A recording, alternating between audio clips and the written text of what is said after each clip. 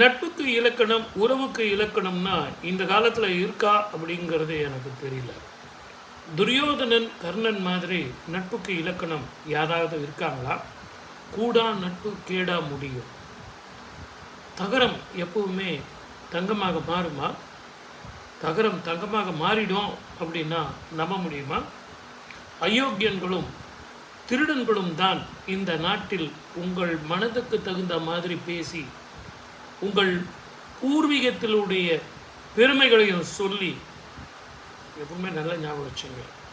கைத்தடியாக யார் ஒருத்தன் என்னுடைய பாட்டன், என்னுடைய பூட்டன், என்னுடைய அப்பன் அப்படின்னு சொல்கிறானோ அவனை விட உழைச்சி சாப்பிட்றான் பாருங்கள், அவன் தான் பெருமை மிகுந்தவன். அவனை நம்பி நீங்கள் உறவு கொள்ளலாம், அவனை நம்பி நீங்கள் நட்பு கொள்ளலாம். கூடா நட்பு கேடாய் முடியும் அப்படின்னு பெரியவன் சொன்னது எதற்காகனா, வெறும் பிறப்பு மட்டுமே ஒரு மனிதனுடைய வாழ்க்கையை நிர்ணயிப்பதில்லை. பிறப்பால் உயர்ந்தவன் யாரும் இல்லை, வாழ்க்கையில் வாழ்ந்து காட்டியவன் தான் உயர்ந்தவன். ஆனால் நல்லா ஒன்று புரிஞ்சுங்க, வாழ்க்கை என்பது வெறுமனே அல்ல. உலகம் முழுவதும் பறந்து இருந்தாலும் ஒரு சிறிய பறவையாகத்தான் இவங்க இருப்பாங்க. ஆனால் உலகம் முழுவதும் போகக்கூடிய வாழ்க்கை உங்களுக்கு அமையணும்னா தனித்து நில்லுங்கள், வெற்றி பெறுங்கள். அதை விட நீங்கள் நட்பு கொள்ளும் போதும் உறவு கொள்ளும் போதும் தீர்க்க சிந்தித்து பாருங்கள். உங்கள் உறவு வேணும்னு சொல்லிட்டு ஏங்கி ஏங்கி உங்களை சுற்றி சுற்றி வருவாங்க. எனக்கும் அந்த உறவுக்கும் ரொம்ப பாசத்தோடு இருப்பதாக நடிப்பாங்க. ஆனால் அதையெல்லாம் நம்பாதீங்க.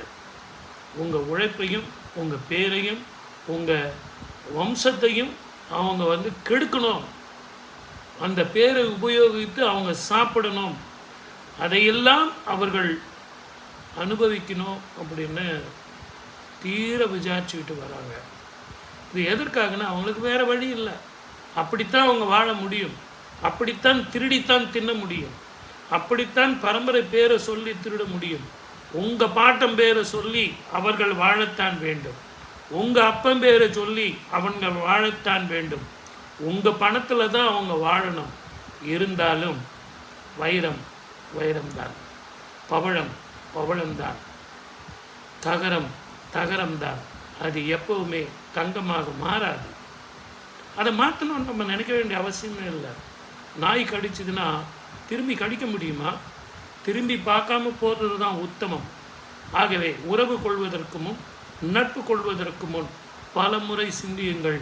உங்கள் கௌரவத்தை பாதிக்கும். சப்ஸ்கிரைப் பண்ணுங்கள், ஷேர் பண்ணுங்கள்.